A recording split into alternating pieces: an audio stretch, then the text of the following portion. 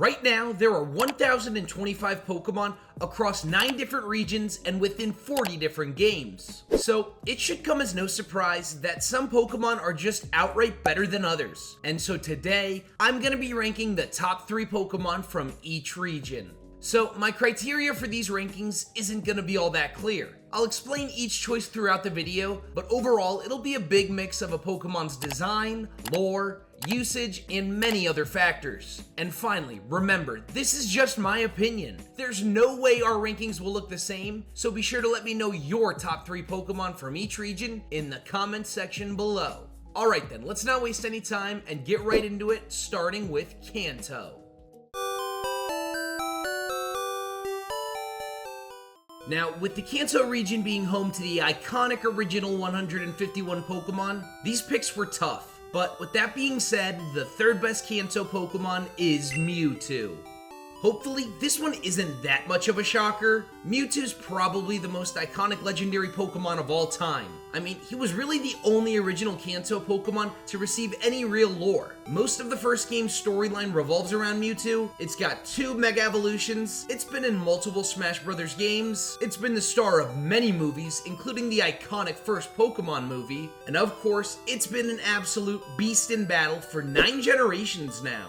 I mean, let's be honest, Mewtwo is one of the biggest reasons as to why Pokemon is the worldwide phenomenon that it is. But the only thing is, I just don't love Mewtwo's design. If you ask me, it's kind of a bit gross looking, and its Mega Forms are even worse. Still though, it is an icon not just in Pokemon, but in the entire gaming world.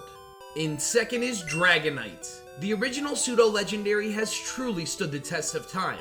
While pretty much every other pseudo has received new forms, power-ups, Z-moves, or whatever else, Dragonite has gotten nothing. And that's because he doesn't need it. It's been the very best since the very beginning. Every time I play through a Kanto game, I need to use a Dragonite. Yes, it's an absolute grind getting a Dragonair up to level 55, but when I'm finally able to, Dragonite can honestly sweep through most of the region. Dragonite also has such a sweet design. While many other dragons and pseudos have mean or scary looking designs, Dragonite is cute and lovable, but of course it can still be a monster in battle. It was such a treat to see Ash Ketchum finally use a Dragonite in Pokemon Journeys. I mean, right when he caught her, it basically broke the internet. She was a staple of Ash's world champion team and a huge powerhouse.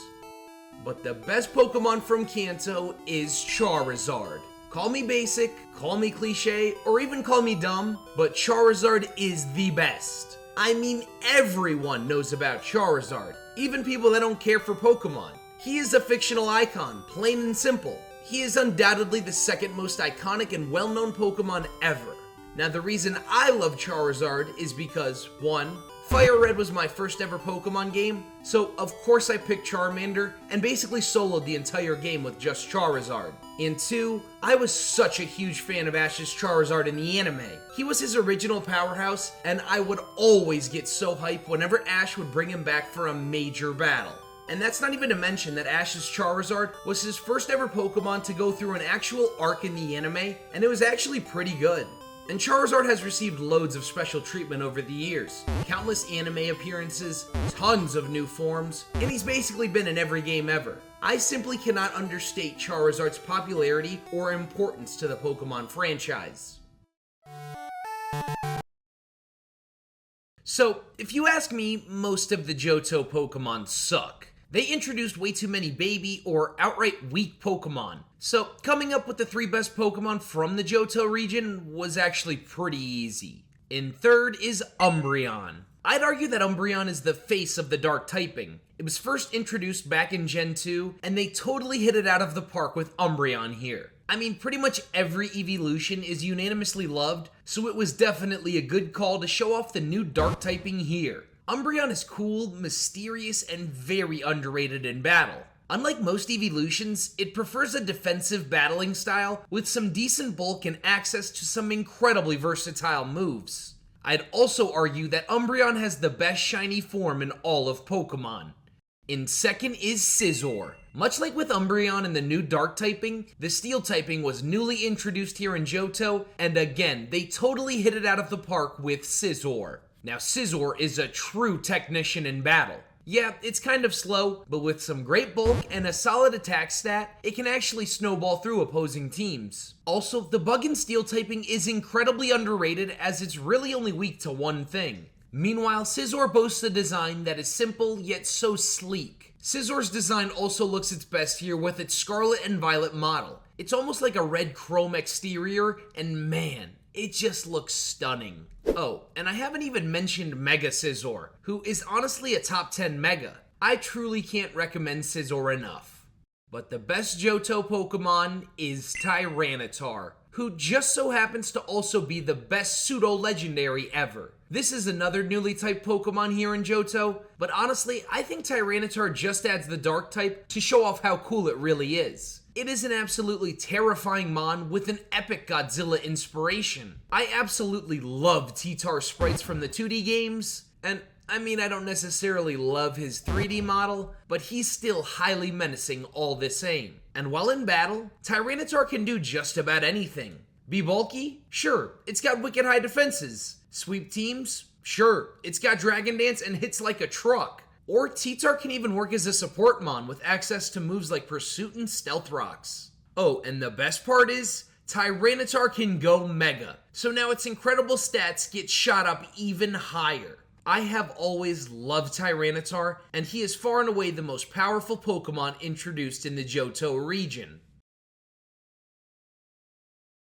Next is my personal favorite region, Hoenn. And they introduced a ton of epic Pokemon like Metagross, Salamence, Flygon, and even Gardevoir. None of which are a top 3 Hoenn Pokemon though. The third best Hoenn Pokemon is Blaziken. Now this is one cool Pokemon. From its design, to even its cry in the anime, Blaziken! Blaziken just has a certain aura about himself. This might be a bit of a hot take, but Blaziken is far and away the best firefighting type Pokemon. In battle, Blaziken was at one point an Uber Pokemon, which if you don't know is essentially the highest and strongest tier of competitive Pokemon. This was in large part thanks to its hidden ability Speed Boost, but it was also in large part thanks to its new Mega form. I will admit though, I kind of find Mega Blaziken's design to be a bit weird and a downgrade from its base. But regardless of Mega forms, Blaziken is an amazing Pokemon and easily the second best fire starter ever. Coming in strong as the second best Hoenn is Rayquaza. Rayquaza is my favorite legendary Pokemon of all time. It does everything a great legendary should do. It has an amazing design, it plays a major role in the story, oh, and it's one of the most broken Pokemon in history. Sure, there's some major bias here because Rayquaza is the mascot of my favorite Pokemon game ever, Pokemon Emerald, but he's just so awesome in that game. I still absolutely love this Weather Trio cutscene. Rayquaza is a certified beef squasher. Rayquaza draws inspiration from Quetzalcoatl, the flying serpent god of Mesoamerican mythology. Quetzalcoatl is also responsible for keeping the peace in both the sky and on Earth, which of course is very similar to Rayquaza's relationship with Groudon and Kyogre. Finally, Mega Rayquaza is possibly the most overpowered Pokemon of all time. I mean, it's gotta be up there with the likes of Gen 1 Mewtwo and Eternamax Eternatus. Mega Rayquaza is in fact so powerful that you can spit a whole arsenal because against him, anything goes. But the best Pokemon in Hoenn is Sceptile. So before Sceptile, the grass starter Pokemon was always kind of a joke. Like seriously, these two were always the least picked starter from their respective generations and kinda just outright bad. But then came Sceptile and he put some major respect on the grass type starter. My love for Sceptile really started back with the Pokemon anime. Ash Ketchum's Sceptile is probably his coolest Pokemon ever. He would take down Mythicals all while having that sweet twig in his mouth. Meanwhile, in the games, Sceptile was my first ever Pokemon I had reached the prestigious level 100. Unfortunately though, Sceptile's battling prowess has not kept up with modern power creep. Even with a pretty decent Mega form, he really just can't keep up. But regardless of that, Sceptile is my favorite Pokemon ever, and I just have loads of awesome memories with this Pokemon. In Generation 4's Sinnoh region, the Pokemon Company introduced some iconic and very powerful Pokemon, while also giving some old favorites new evolutions. The selections for this region were probably the toughest in the whole video. I gotta give an honorable mention here to Staraptor, Garchomp, Arceus, and Giratina. I love all these Pokemon, but they just miss out on the top 3. But coming in third is Electivire. This one might seem like a crazy pick, and yeah, it kind of is, but hear me out. I definitely wanted to add a new Sinnoh evolution somewhere in this ranking, and I couldn't really think of anyone else but Electivire. Obviously, it helped the normally lackluster Electabuzz while also giving it a new menacing design. Oh, and speaking of, Electivire is kind of like the villain of the Pokemon anime. I think we all remember Pauls from Diamond and Pearl, right? But Gary Oak also had one that destroyed Ash and his Pikachu right after the two had conquered the Battle Frontier. I mean, that's probably the coolest way ever to introduce a new Pokemon. Show up, beat up on Ash, then leave. Legend. Now in second is Darkrai, the master of nightmares and the pitch black Pokemon. I can confidently say there is no mythical cooler than Darkrai. When it comes to battling, Darkrai was one of the most busted Pokemon ever. Before it received a major nerf, Darkrai's signature move Dark Void was insanely overpowered. Actually, it might have been the most busted move in Pokemon history. Beyond just that though, Darkrai boasts some really solid stats, and it obviously works best as a special sweeper. And finally, one of my favorite things about Darkrai is its special event in Pokemon Platinum. Once we watch a kid go to sleep, we head to Full Moon Island for an epic and unforgettable showdown.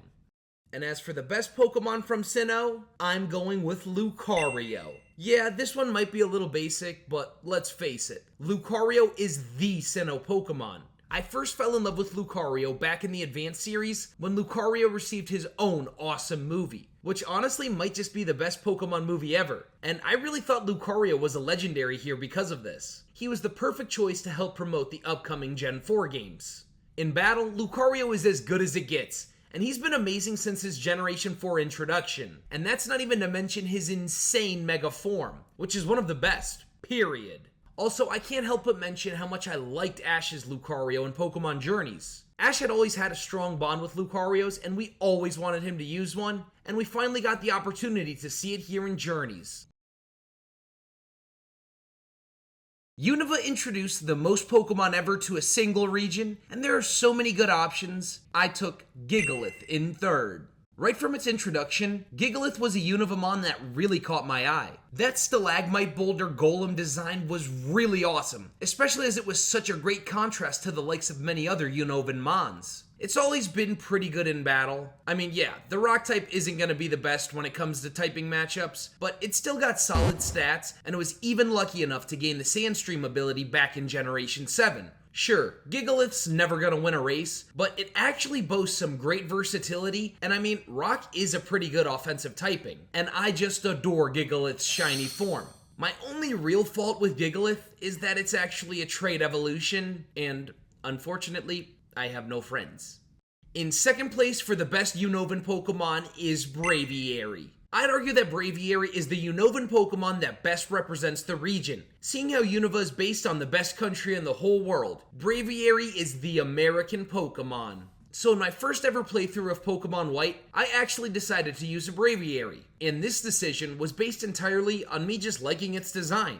And so, I caught a Rufflet pretty late into the game, and I just kept leveling it up, and then I finally looked up what level it actually evolves at, and I had to get this little bird all the way up to level 54, which is pretty ridiculous. I mean, that's higher than most pseudo-legendaries. But when I did finally achieve evolution, Braviary quickly became the ace of my Unovan team. And luckily enough, this evolution problem was kind of fixed in the sequel games. It will always be a top tier design and the second best Pokemon from the Unova region. But the best Unovan Pokemon is Volcarona. For 4 entire generations, the bug type was awful and the laughingstock of the Pokemon world. But then came Volcarona, who took the bug type to the next level. Let's first talk about its design. I mean, just look at it. It kind of gives me legendary Pokemon vibes. I mean, it is the original Sun Pokemon, and it's even got its own special encounter in the sequel games. It somehow makes a moth-based design look not just cool, but downright amazing. In battle, it's absolutely busted. If you can keep rocks away from Volcarona and you can keep on dancing, then yeah, it's gonna snowball through opposing teams. Much like Braviary, Volcarona is very tough to acquire via evolution, seeing how Larvesta doesn't evolve until level 59, which I believe is the second highest in all of Pokemon. But believe me when I tell you, it is well worth it, as Volcarona is the best Pokemon from the Unova region. So, the Kalos region introduced the fewest Pokemon ever with a measly 72 new Kalosian Mons. But pretty much all of them were amazing. But the third best Kalosian Pokemon is of course Aegislash. Right when the Kalos Pokedex got revealed, I knew I needed this Mon on my team. The Kalos region was also the perfect time to introduce this Pokemon, as it totally fits the Royal Kalosian vibe. In all honesty, Aegislash might just have the best typing combination ever. With the advent of Generation 6 came the new Fairy typing, so the need for a Steel-type Pokemon shot through the roof. Meanwhile, it's also a Ghost type, and I'm pretty sure we all know how good that typing is defensively. So that means Aegislash has 3 outright immunities. It is literally immune to 1/6 of all Pokemon typings. That's kind of crazy. Overall, it was a beast and a truly meta-defining Mon. In second place in Kalos is Zygarde.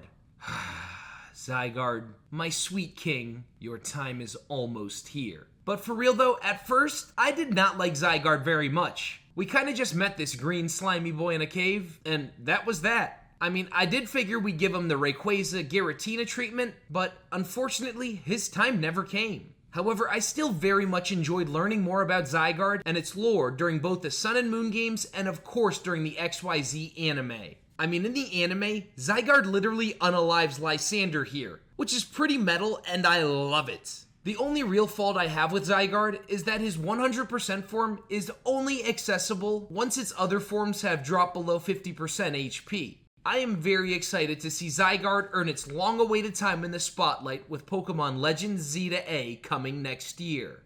And the best Kalosian Pokemon is Greninja. Again, roast me for a basic pick, but Greninja is such an important Pokemon to me. You see, I was done with the Pokemon franchise after Gen 4. I kind of figured I had outgrown Pokemon, and with much of the controversy from Gen 5, it had me not even interested in buying those games. But then, years later, I found myself watching a Saturday morning episode of the X and Y anime, and that episode just so happened to be the one where Ash's Frogadier evolved into Greninja, and to me, this episode came across as so shonen and even kind of mature for Pokemon standards. So naturally, the next day I waltzed into GameStop and bought a 3DS along with a copy of Pokemon X, and just like that, I was hooked back into the franchise. Yup, if it weren't for Greninja and this specific Pokemon episode, I would have never started this channel and started making Pokemon videos. And for that, I am thankful and will always love the Ninja Frog. Beyond that, what even needs to be said about Greninja? He's one of the most iconic Pokemon ever. He won the most popular Pokemon of the Year poll in 2020. He's been in Smash Bros, and he was honestly the star of the whole anime series. Greninja is undoubtedly the most important modern Pokemon to the franchise, and oh my god, I just love these Kalos League battles. Next up, we've got Alola, another region that didn't introduce a ton of new Pokemon, but they all rocked in one way or another. Well, except you. Now, the third best Alolan Pokemon is Lycanroc, and yes, I'm taking all 3 of them. You can't really go wrong with any of them. With their 3 different stat spreads and abilities, they all serve different roles very well. I totally love Lycanroc's day and night gimmick, as it was the perfect fit for Pokemon Sun and Pokemon Moon. But if you can't tell by now, I have some bias for Pokemon that receive special roles in the anime. So naturally, my favorite is the Dusk form, even though it is ridiculously hard to acquire. I of course love this form because it's probably the best in battle, as it has the highest attack and speed stat of any of the forms. And most of all, it won Ash the flippin' Alola League and was his ace Pokemon back in Alola. In second, we've got Marshadow. Marshadow is without a doubt the coolest Pokemon in Alola, and it's definitely a top 2 mythical when it comes to coolness. After a couple generations of mythicals being boring and kinda useless, we finally got back to peak here with Marshadow. I just love this little guy's design. Marshadow seems like the type of guy to be quiet and mind its own business, but if you mess with it, it'll break you like a toothpick. So in battle, it's got your mythical basic 600 BST, but the distribution here is great. Marsh can hit hard and it can hit fast with a variety of hard-hitting moves, including probably the most OPZ move in the game. I do wish we could have gotten the chance to get a Marshadow-specific mystery gift event like we used to get with Mythicals back in older generations, rather than just getting handed one, but whatever. But it's still so epic all the same. But the best Pokemon from the Alola region is Rowlet. Just look at him. He's a cute little round boy with a fancy bow tie. Now it's time for Galar. If you know me, you know I hate the Sword and Shield games, but they definitely introduced some amazing Pokemon into the franchise.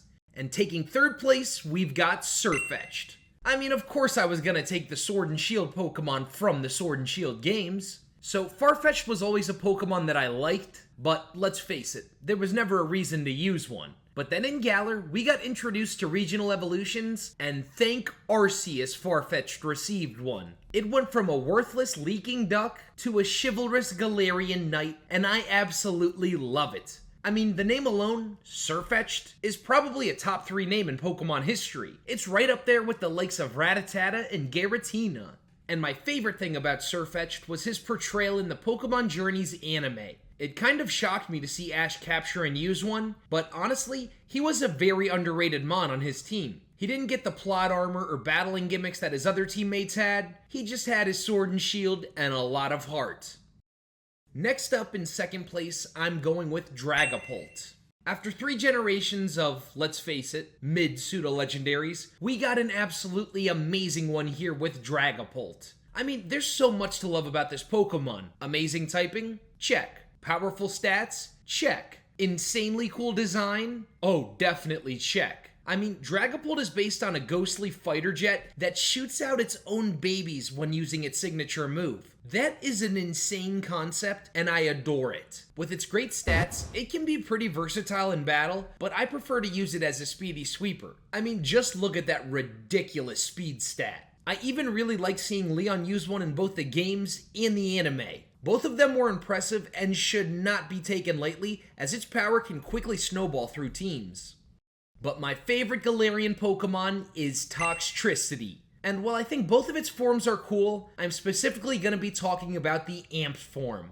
Toxtricity is a Pokemon that I just consider to be effortlessly cool. Like, it's not a Pokemon that tries hard to be cool and can't do it. Nah, Toxtricity's just got aura without even trying. And I think it's mostly because it's just got that rockstar mentality. I really adore the colors on Amped Toxtricity. The royal purple contrasting with the yellow details really makes its design look sharp, and it definitely sticks out among the pretty poorly colored Galarian decks. It's undoubtedly my favorite G-Max form and the epitome of cool. In battle, there really isn't much to it. Just scream as loud as you can. It's really no wonder as to why Toxtricity was the first Generation 8 Pokemon revealed, and that's because it's the best.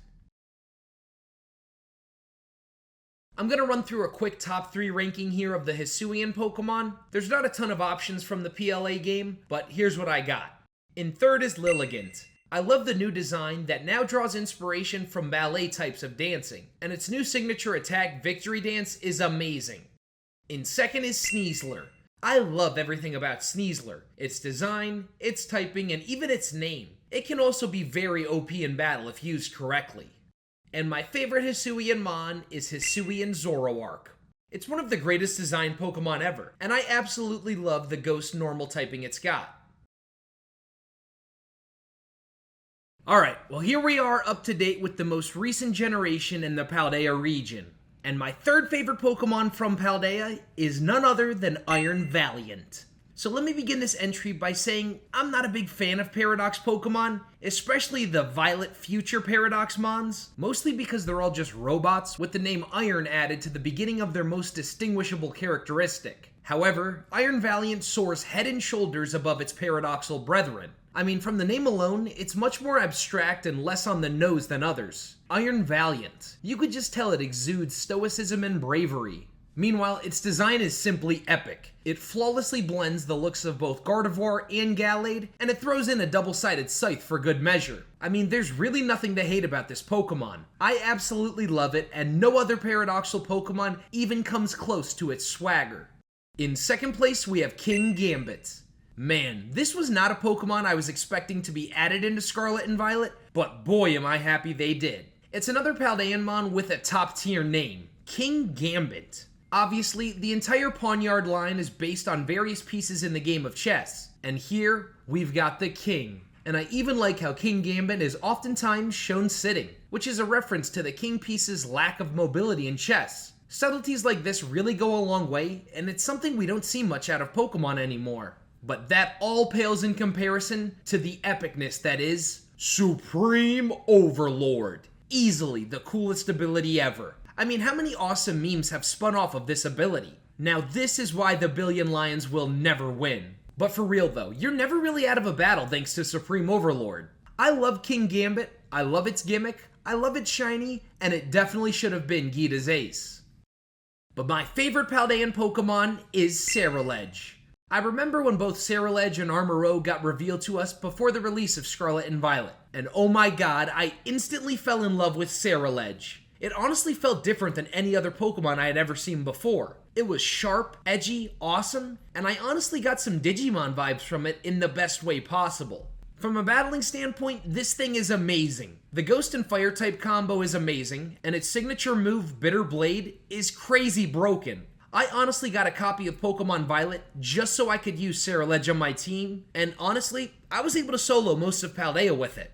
And while I'm not a huge fan of the Pokemon Horizons anime, I have loved seeing Amaltheo's Ceruledge take part in some epic battles and moments. We have gotten to see some beautifully animated and coordinated battles, and it only makes Ceruledge that much cooler. I'm pretty sure the entire Pokemon community agrees that Ceruledge is worlds better than Armor, right?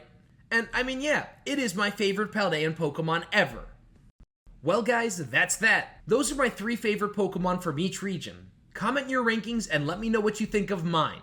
Also, check out these videos here on screen. They're some of my favorites that I've ever made. Okay, cool. Thanks guys.